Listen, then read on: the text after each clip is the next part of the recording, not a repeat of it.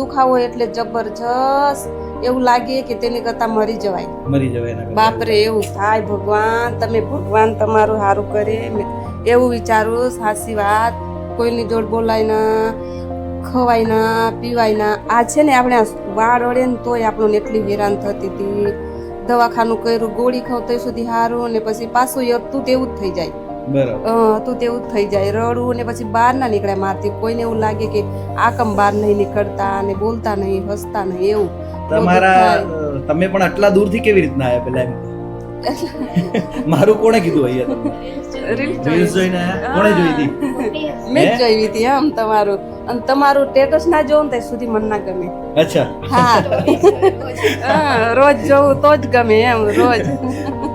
સુનંદાબેન વસાવા, રાજપીપળા ગામ, ભચરવાડા અને ડિસ્ટ્રિક્ટ નર્મદા.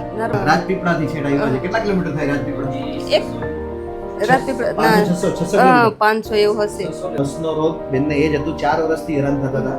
બોલવાનું બંધ, બોલે નહીં, હસે તોય દુખે. બરાબર? ઝટકા જ મારે. એવું જ મારે.